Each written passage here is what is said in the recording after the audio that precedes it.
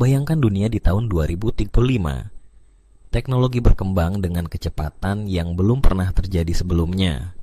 Di mana-mana, kecerdasan buatan dan robot canggih bekerja berdampingan dengan manusia. Mereka tidak lagi hanya membantu, tapi sudah mampu mengambil alih tugas-tugas rutin yang dulu membutuhkan tenaga dan waktu manusia. Banyak perusahaan berlomba untuk mengadopsi otomatisasi dan hasilnya jelas. Pekerjaan seperti kasir, operator data, pengemudi transportasi umum, atau bahkan layanan pelanggan yang sebagian besar bersifat standar, mulai berkurang digantikan oleh mesin-mesin pintar. Ini bukan sekadar prediksi kosong. Kita sudah melihat awalnya hari ini. Robot melakukan perakitan di pabrik, chatbot menjawab ribuan pertanyaan pelanggan setiap menit, dan kendaraan tanpa sopir yang mulai beroperasi di jalan kota besar. Tidak sulit membayangkan, 10 tahun lagi, peran mereka akan menjadi semakin penting dalam perekonomian global. Maka wajar jika banyak orang khawatir, akankah mesin-mesin ini benar-benar mengambil alih pekerjaan kita? Namun, perubahan zaman bukan berarti ancaman tanpa harapan.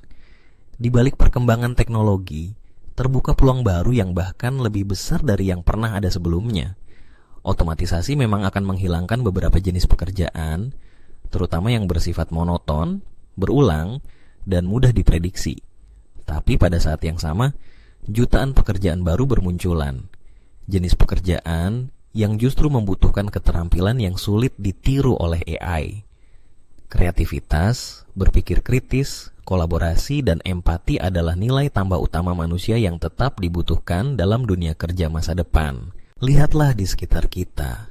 Kini banyak anak muda yang memilih belajar keterampilan digital, memahami data, membuat desain, memprogram aplikasi, atau membangun merek secara daring.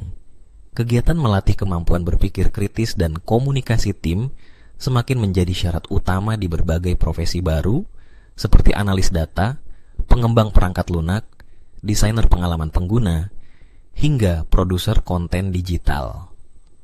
Tidak hanya bekerja keras, mereka juga belajar bekerja cerdas, mengolah informasi, menemukan solusi inovatif, menggali ide-ide segar yang bahkan AI sekalipun sulit menirunya. Justru, di era AI, manusia perlu memperkuat sisi-sisi yang tak tergantikan mesin. Kemampuan memimpin tim, membangun koneksi emosional dengan rekan kerja atau pelanggan, memecahkan masalah yang kompleks dan baru, hingga menciptakan karya seni yang menyentuh hati. Semua itu adalah ranah yang masih dikuasai manusia. AI bisa menganalisis data dalam sekejap, tapi menyusun narasi yang menggugah, atau mengambil keputusan moral dan strategis dalam situasi ambigu, tetap menjadi keahlian manusia. AI akan menjadi alat terhebat yang pernah dimiliki umat manusia. Ia bisa membantu pekerjaan menjadi lebih cepat dan presisi, memberi wawasan lewat analisis data yang luas, serta otomatisasi yang menghemat waktu dan biaya.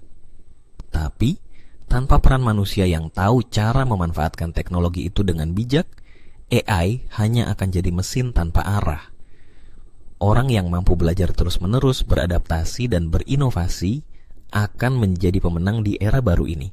Jadi, bukan AI yang akan menggantikan manusia sepenuhnya, melainkan orang-orang yang mampu memanfaatkan Allah yang akan melaju lebih cepat dan unggul di dunia kerja. Daripada takut, kini saatnya melihat kecerdasan buatan sebagai sahabat strategis.